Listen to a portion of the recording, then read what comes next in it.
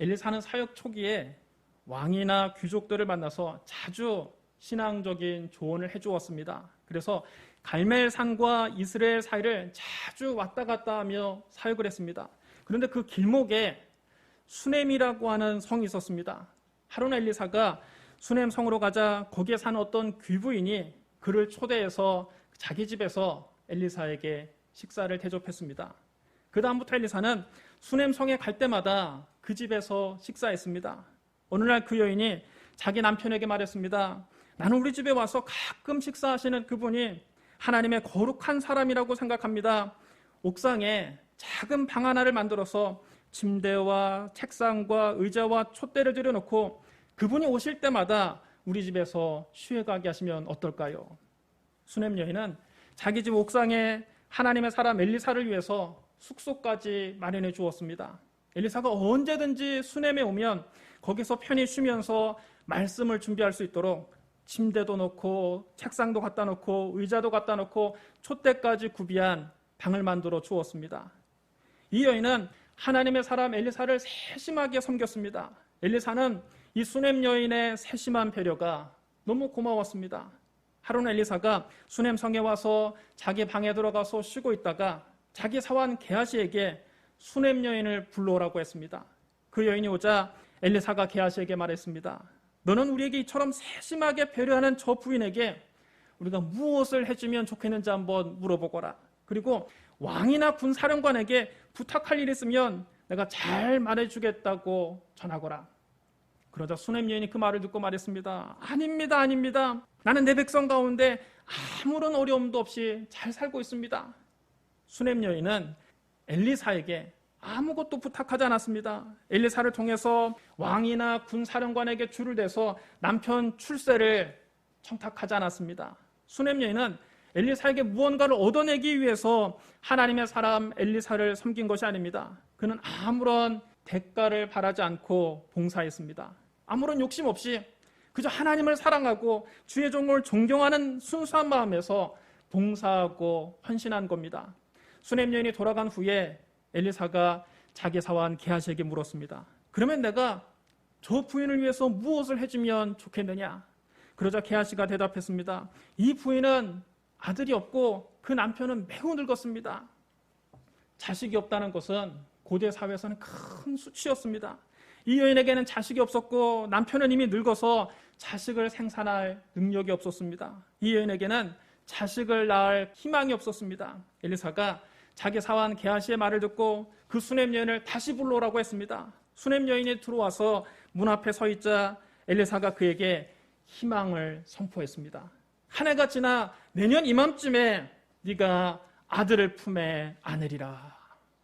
잉태하지 못하는 여인에게 아들을 품에 안는다는 그 말씀은 그야말로 복음이었습니다. 복된 소식이었습니다. 하지만 이 여인은 그 말이 믿어지지가 않았습니다. 자기 영감이 너무 늙어서 가망이 없다는 것을 누구보다 자기가 잘 알기 때문입니다. 수넴 여인이 손사래를 치며 대답했습니다. 아니로소이다. 내 주 하나님의 사람이여 주의 계집종을 속이지 마옵소서. 이 계집종을 놀리지 마옵소서. 그러나 엘리사가 말한 대로 그 여인은 잉태해서 이듬해 떡두꺼비 같은 아들을 낳았습니다. 하나님께서 이 수넴 여인의 헌신과 봉사를 기쁘게 받으시고 태문을 열어주셔서 자식을 낳는 복을 이 가정에 허락해 주신 겁니다. 수넴 여인의 아들은 무럭무럭 잘 자랐습니다. 어느 날 이 아들이 밭에서 추수하는 자기 아버지에게 놀러 갔다가 갑자기 밭에서 떼굴떼굴 구르며 자기 머리를 감싸면서 소리를 질렀습니다. 아이고 내 머리야, 아이고 내 머리야. 그의 아버지가 놀래서 자기 사환을 불러서 얼른 이 아이를 집으로 데려다 주라고 했습니다. 사환이 아이를 그의 어머니에게 데려다 주었는데 아이는 정오까지 어머니의 무릎에서 시름시름 앓다가 그만 죽고 말았습니다. 참으로 기가 막힌 시련입니다. 수넴 여인에게 왜 이런 기가 막힌 고난이 찾아왔는지 알 수가 없습니다. 왜 이런 슬픔이 이 가정에 찾아왔는지 설명할 수 없습니다. 수넴 여인은 아무 조건 없이 하나님의 사람을 잘 섬겼고 하나님의 은혜로 아들을 낳아서 잘 기르고 있었습니다. 그런데 그 아들이 갑자기 죽고 말았습니다. 이 아들이 왜 죽었는지 그 이유를 성경에도 밝히지 않고 있습니다. 때로는 우리에게 까닭 모를 시험과 환난이 다가올 때가 있습니다. 이유를 알 수 없는 고난이 찾아올 때가 있습니다. 수넴 여인은 아들의 죽음이라는 엄청난 고난을 당했지만 믿음을 잃지 않았습니다. 이 여인은 아들을 엘리사의 방으로 안고 들어가서 엘리사의 침대에 눕힌 다음 방문을 닫고 나와서 남편에게 말했습니다. 사원 한 명과 나귀 한 마리를 내게로 보내소서. 내가 하나님의 사람에게로 달려갔다가 돌아오리이다. 그 남편이 묻습니다. 오늘 초하루도 아니요 안식일도 아니거늘 그대가 오늘 어찌하여 그에게 나아가고자 하느냐. 이 여인의 남편은 아마도 믿음이 없는 사람인 것 같습니다. 오늘날로 말하면 오늘이 성탄절도 아니고 주일도 아닌데 왜 평일에 교회를 가려고 하느냐, 그렇게 묻는 겁니다. 수넴 여인이 남편에게 대답했습니다. 평안을 비나이다. 참으로 놀라운 믿음입니다. 평안을 비나이다. 지금 여러분 아들이 죽었습니다. 엄청난 불행입니다. 세상에 이보다 더 큰 재앙이 어디 있습니까? 그런데 수넴 여인은 말했습니다. 평안을 비나이다. 여러분 이것이 믿음입니다. 이 여인은 고난 앞에서 염려하거나 근심하지 않았습니다. 환난 앞에서 원망하거나 불평하지 않았습니다. 이 엄청난 시련 앞에서 절망하지 않았습니다. 슬픔에 눌려서 주저앉지 않았습니다. 오히려 이때 하나님을 찾아가서 기도하겠다는 겁니다. 믿음이 없는 사람은 고난을 당하면 염려하고 근심하고 원망하고 불평하고 절망하고 슬퍼하고 주저앉습니다. 그러나 믿음의 사람은 고난을 당할 때 하나님을 찾아가 기도합니다. 이 여인은 나귀를 타고 자기 사원에게 말했습니다. 몰고 가라. 내가 말하지 않냐거든. 나를 위해서 달려가기를 멈추지 말라. 빨리 하나님의 사람에게 가라는 겁니다. 수넴 여인이 갈멜산에 도착할 즈음 엘리사가 멀리서 그를 보고 자기 사원 게하시에게 말했습니다. 저기 수넴 여인이 오고 있는도다. 너는 달려가서 그를 맞아 이르기를 너는 평안하냐? 네 남편이 평안하냐? 아이가 평안하냐? 물어보거라. 게하시가 달려가서 수넴 여인에게 그렇게 물었더니 수넴 여인이 대답하기를 평안하다고 대답했습니다. 참으로 놀라운 믿음입니다. 지금 아들이 죽었습니다. 이보다 더 불행한 일이 어디 있습니까? 이런 극심한 환난 가운데서도 수넴 여인은 평안하다고 고백했습니다. 수넴 여러분 어떻게 이렇게 대답할 수 있습니까? 수넴 여인은 하나님께서 그 아들을 다시 살려주실 것을 의심치 않고 믿은 겁니다. 수넴 여인과 남편은 본래 잉태할 수가 없는 불임 부부였습니다. 그 아들이 태어난 것은 전적인 하나님의 은혜입니다. 전적인 하나님의 기적입니다. 불임 부부에게 아들을 주신 하나님께서 그 아들을 이렇게 허망하게 데려가실 리가 없다는 겁니다. 하나님께서 그 아들을 반드시 다시 살려주실 것을 수넴 여인은 조금도 의심하지 않고 믿은 겁니다. 그러니까 아들의 죽음이라고 하는 엄청난 고난 앞에서 조금도 흔들리지 않고 평안하다고 대답할 수 있는 겁니다. 수넴 여인이 산 위에 있는 엘리사에게 가서는 갑자기 그의 발을 끌어안았습니다. 여자가 와서 갑자기 주의 종을 끌어안으니 얼마나 당황스럽습니까? 엘리사의 사원 게하시가 그 여인을 밀어내려고 하자 엘리사가 말했습니다. 가만두거라. 그의 영혼이 괴로워하지만은 여호와께서 내게 숨기시고 이르지 아니하셨도다. 엘리사가 수넴 여인의 얼굴을 보니까 틀림없이 무슨 괴로운 일이 있는 것 같습니다. 하지만 그 괴로운 일이 무엇인지는 알 수가 없었습니다. 여러분 주의 종은 점쟁이가 아닙니다. 가끔 저를 찾아와서도 마치 저에게 미래를 예언해달라고 하는 분들이 가고 있는데 여러분 주의 종은 점쟁이가 아닙니다. 주의 종은 하나님께서 알려주실 때만 예언할 수 있습니다. 엘리사 같은 위대한 선지자도 하나님의 말씀이 항상 임하지는 않았습니다. 그럼 여러분 주의 종이라고 하면서 이렇게 말한 사람들을 조심하십시오. 나에게는 특별한 은사가 있어서 나는 남들이 못 보는 것을 다 본다. 나는 다 알고 있다. 내가 기도만 하면 하나님이 다 알려주신다. 이런 사람 경계해야 됩니다. 자기가 원하면 언제든지 예언할 수 있고 언제든지 미래를 예측할 수 있는 것처럼 말하고 다니는 사람을 조심해야 됩니다. 엘리사같이 위대한 선지자도 여호와께서 내게 숨기시고 이르지 아니하셨다. 그렇게 말하면서 수넴 여인이 왜 괴로워하는지 모른다고 했습니다. 모르는 것은 모른다고 하는 사람이 참된 주의 종입니다. 하나님의 사람은 절대로 자기를 내세우지 않습니다. 절대로 자기를 자랑하지 않습니다. 하나님이 말씀하시는 데까지만 말하고 하나님 말씀이 없는 데서는 멈춰야 합니다. 하나님의 사람은 절대로 하나님 말씀보다 앞서가지 않습니다. 하나님 말씀보다 자기 말을 내세우는 사람, 그런 사람이 여러분 거짓 선지자입니다. 하나님의 사람은 철저하게 하나님 말씀만 붙잡고 하나님 말씀만 따라가는 것입니다. 수넴 여인은 엘리사 앞에 와서 그 발을 붙잡고 울부짖었습니다. 내가 내 주께 아들을 구하더이까? 나를 속이지 말라고 내가 말하지 아니하더이까? 수넴 여인이 하나님의 사람 앞에 와서야 비로소 자기의 마음을 다 쏟아놓았습니다. 수넴 여인은 남편에게도 평안을 비나이다 그렇게 말했습니다. 엘리사의 사환에게도 평안하다고 대답했습니다. 그러나 하나님의 사람 엘리사 앞에 와서는 자기가 당한 고난에 대해서 숨김없이 다 털어놓았습니다. 여러분, 이것이 기도입니다. 기도가 여러분 뭡니까? 하나님 앞에 와서 이 의자에 앉아서 미사여구를 동원해서 아름답고 좋은 말만 잘 늘어놓는 것이 기도입니까? 그것이 아닙니다. 하나님 앞에 와서는 솔직하게 나의 사정을 다 털어놓을 수 있어야 됩니다. 시편 146편 3절 5절에 이렇게 기록되어 있습니다. 귀인들을 의지하지 말며 도울 힘이 없는 인생도 의지하지 말지니 그의 호흡이 끊어지면 흙으로 돌아가서 그날에 그의 생각이 소멸하리로다. 야곱의 하나님을 자기의 도움으로 삼으며 여호와 자기 하나님에게 자기의 소망을 두는 자는 복이 있도다. 여러분, 사람을 의지하려고 하지 마십시오. 인생들을 의지하려고 하지 마십시오. 그들은 도울 힘이 없습니다. 하나님을 여러분의 도움으로 삼고 하나님께 여러분의 소망을 두십시오.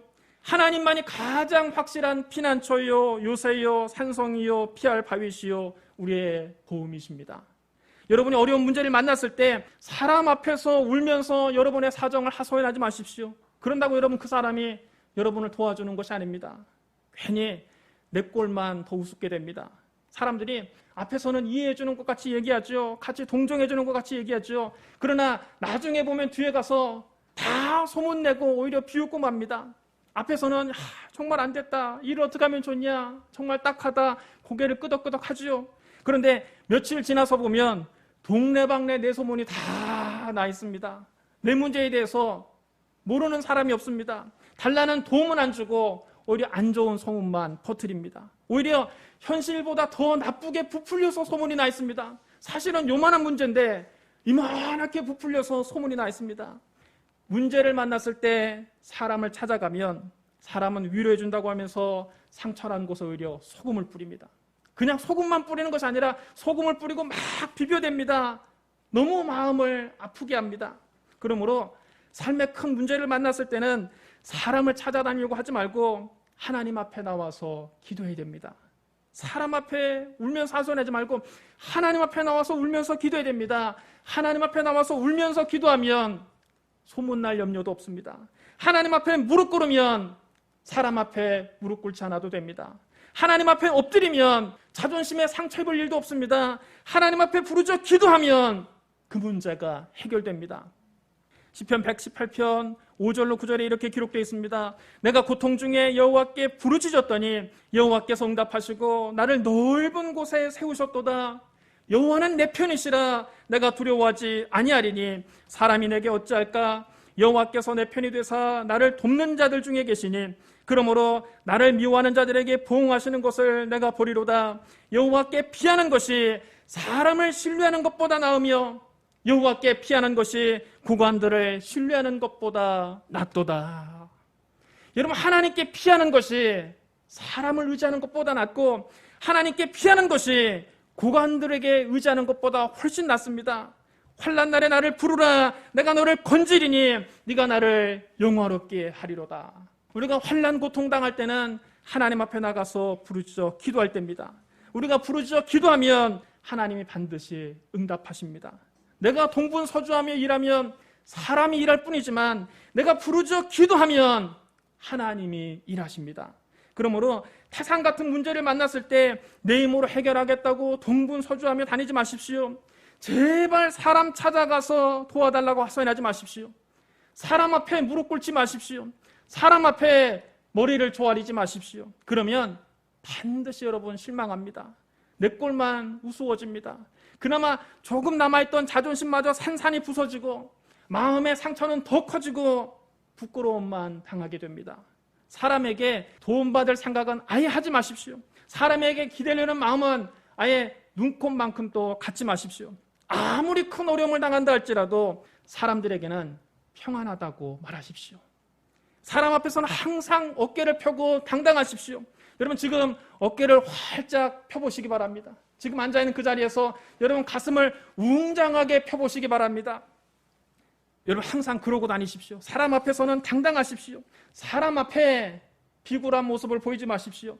사람 앞에서는 언제나 어깨를 활짝 펴고 의연하게 행동하십시오. 그리고 하나님 앞에 나와서 매달려야 됩니다. 하나님 앞에 나와야 해답이 있습니다. 하나님 아버지께 매달려야 여러분이 고민하는 그 문제가 해결됩니다. 우리가 만난 문제가 아무리 커도 우리 하나님은 문제보다 크십니다. 내 산을 가로막고 있는 문제가 아무리 태산 같다 할지라도 하나님은 그 태산 위에 계십니다. 성경 말씀합니다. 내가 산을 향하여 눈을 들리라. 나의 도움이 어디서 올까? 나의 도움은 천지를 지으신 여호와에게서로다. 우리의 도움은 하나님께로만 오는 겁니다. 그러므로 태산을 바라보고 낙심하지 말고 태산 위에 계신 하나님을 바라보십시오. 문제를 바라보고 절망하지 말고 그 문제보다 크신 하나님을 바라보고 소망을 가지시기를 주님의 이름으로 축원합니다. 수넴 여인이 자기의 사정을 하나님의 사람에게 털어놓자 엘리사가 비로소 상황의 심각성을 알게 됐습니다. 엘리사가 자기 사원 게하시를 급히 불러서 이렇게 말합니다. 네 허리를 묶고 내 지팡이를 손에 들고 가라. 사람을 만나거든 인사하지 말며 사람이 너에게 인사할지라도 대답하지 말고 내 지팡이를 그 아이 얼굴에 갖다 놓아라. 지체하지 말고 아이에게 달려가라는 겁니다. 하나님의 사람 엘리사가 일하기 시작하자 수넴 여인은 엘리사에게 자기의 믿음을 고백했습니다. 여호와께서 살아계심과 당신의 영혼이 살아계심을 두고 맹세하노니 내가 당신을 떠나지 아니하리라. 여러분 보통 사람 같으면 하나님을 믿었는데 왜 나에게 이런 일이 생겼습니까? 하나님을 신뢰했는데 왜 나에게 이런 불행한 일이 찾아왔습니까? 하나님이 살아계시기는 도대체 살아계신 겁니까? 하면서 하나님을 떠났을 겁니다. 그러나 수넴 여인은 여호와께서 살아계심과 당신의 영혼이 살아계심을 두고 맹세하노니 내가 당신을 떠나지 아니하리이다 고백하면서 끝까지 믿음을 포기하지 않았습니다. 여러분 어떤 환경에서도 하나님을 떠나지 않는 것이 믿음입니다. 어떤 고난을 당해도 교회를 떠나지 않는 것이 믿음입니다.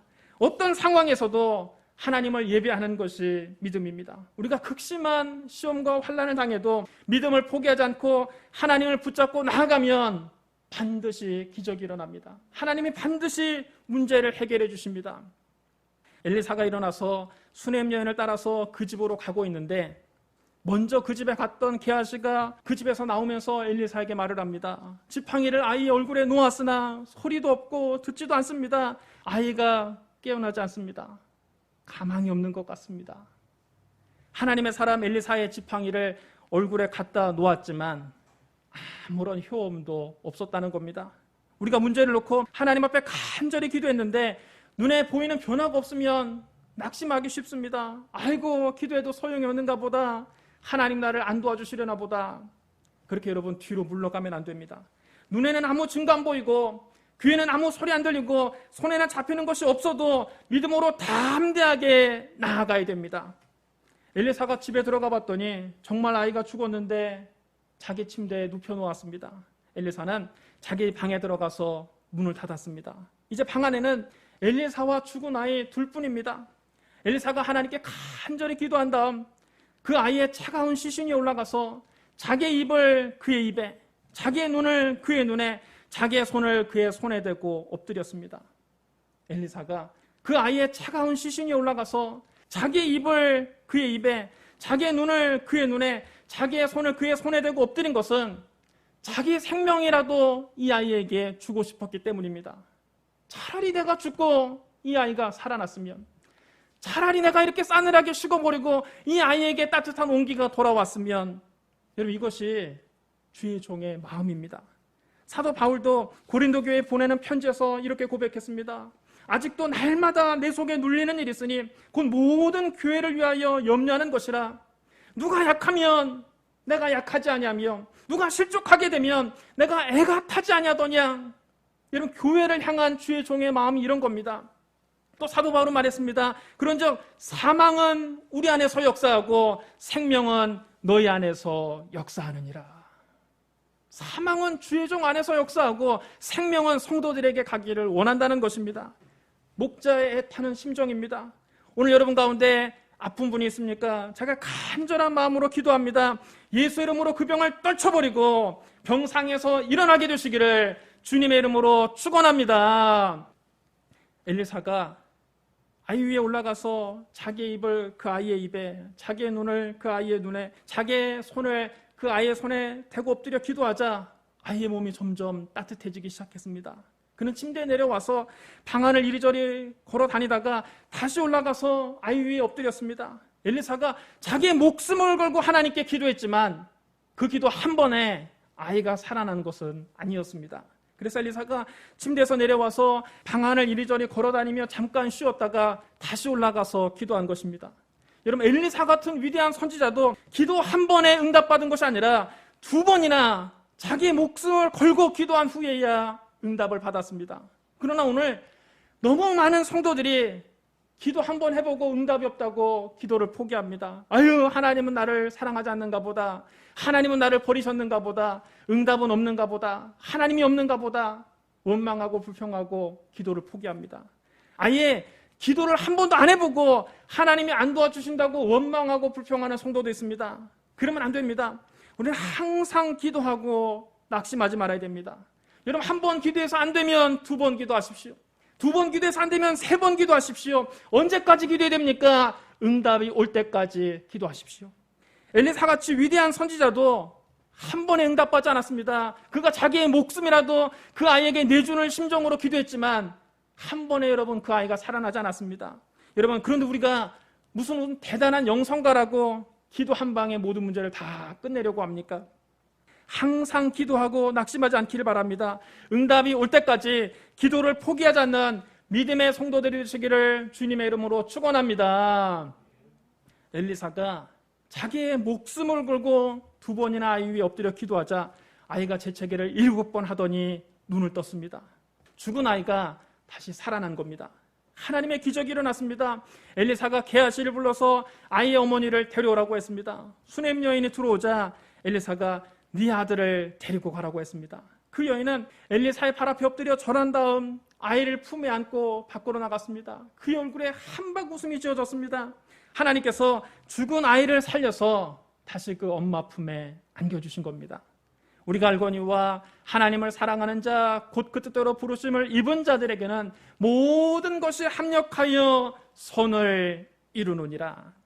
수넴 여인에게 아들의 죽음은 가장 큰 시련이요, 가장 큰 고난이었지만 하나님이 모든 것이 합력해서 결국에 가서는 선을 이루어 주셨습니다. 수넴 여인은 이 일을 통해서 하나님의 살아계신 것을 확실히 체험하게 되었습니다. 구약시대 엘리사가 죽은 아이를 살린 사건은 신약시대 우리 주 예수 그리스도께서 죽은 아이를 살리실 것을 예고하고 있습니다. 하루는 예수님께서 갈릴리 호숫가에서 무리에게 말씀을 가르치셨습니다. 아름다운 갈릴리 호반이 멋진 야외 예배당이 되었습니다. 수많은 군중이 호숫가에 앉아서 숨을 죽이며 예수님 말씀을 경청하고 있었습니다. 예수님께서 한참 설교를 하고 계실 때 그 자리에 지체 높은 한 관리가 찾아와서는 대뜸 예수님 발 앞에 엎드리더니 엉엉 울면서 애원합니다.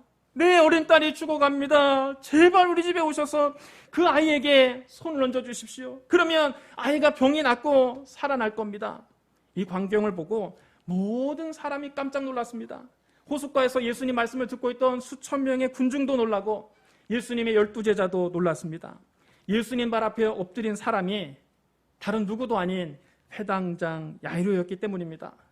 회당장 야이로라고 하면 그 갈릴리 지역에서는 모르는 사람이 없을 정도로 유명인사입니다. 회당장은 유대 사회에서 상당히 지체가 높은 신분입니다.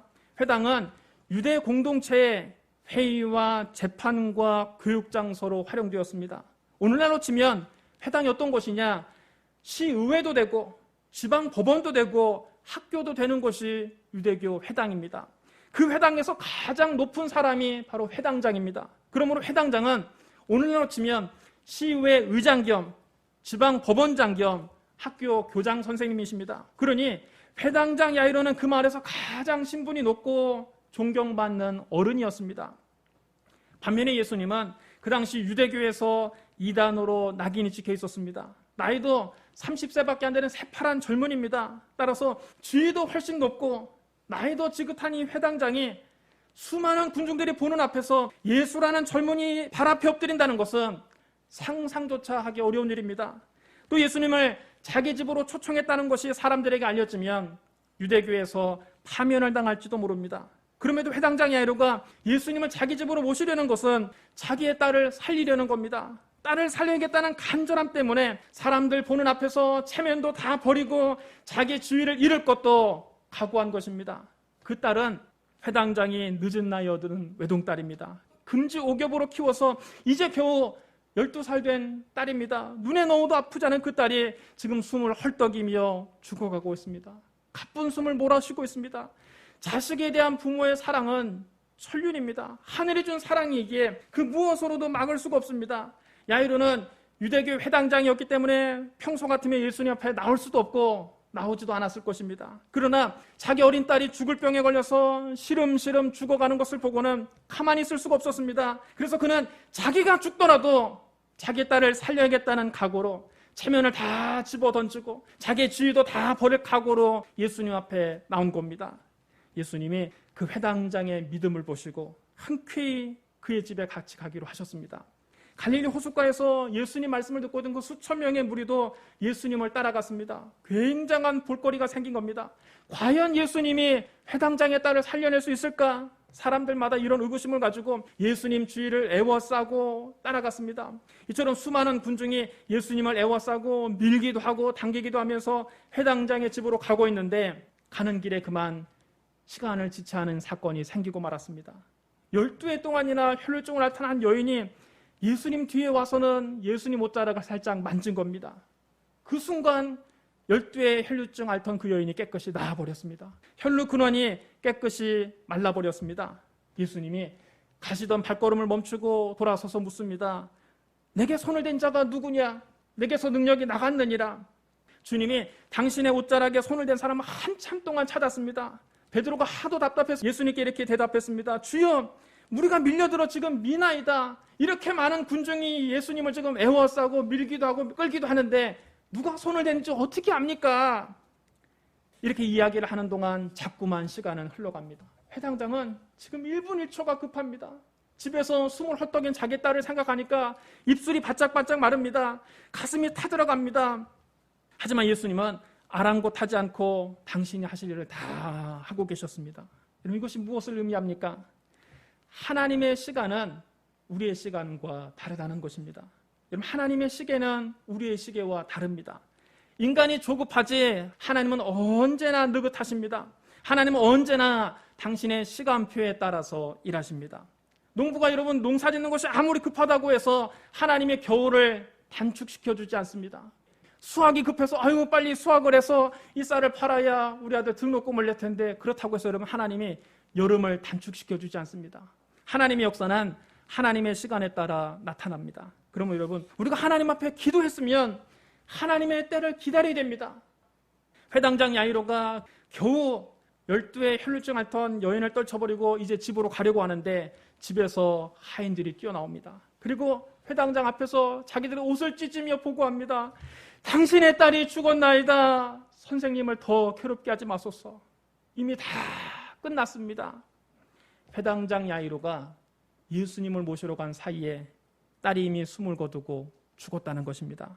그때 여러분 야이로의 심정이 어떻겠습니까? 하늘이 무너지는 것 같았을 겁니다. 눈앞이 캄캄했을 겁니다. 다리에 힘이 쭉 빠져서 그 자리에 서 있을 수조차 없었을 것입니다.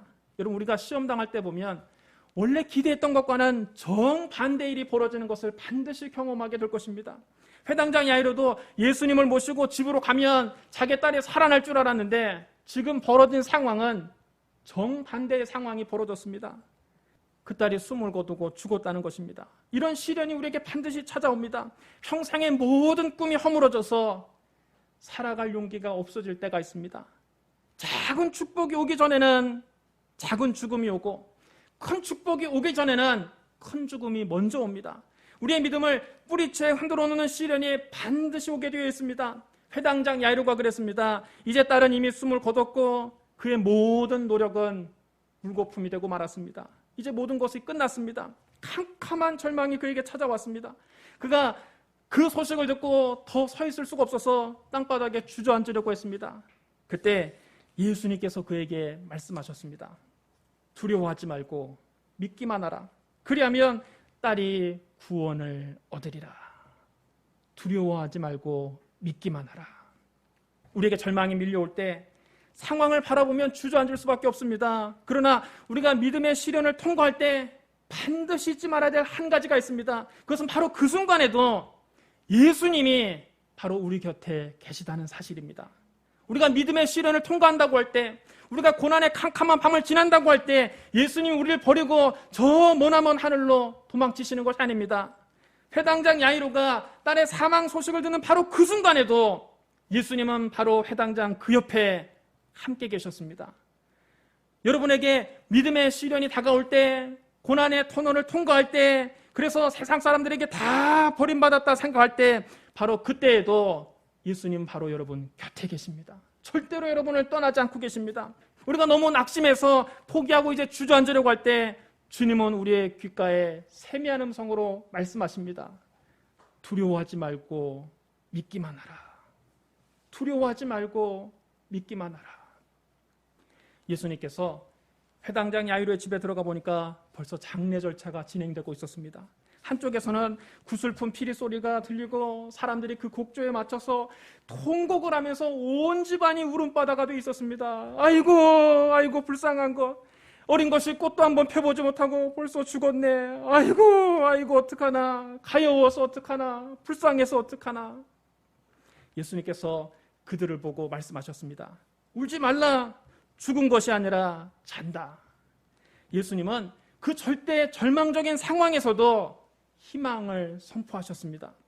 우리 예수님은 절대 희망의 하나님이십니다. 우리가 절대 희망의 주님을 믿는다면 우리도 어떤 상황에서도 절대 긍정의 말을 해야 됩니다. 그러나 사람들은 예수님의 말을 듣고 비웃었습니다. 웃기는 소리하고 앉아있네.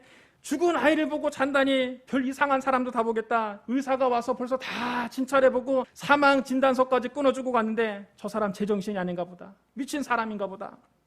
그러나 예수님은 그렇게 말하는 사람들을 다 그 집에서 내쫓았습니다. 왜냐하면 믿음이 없는 사람들이기 때문입니다.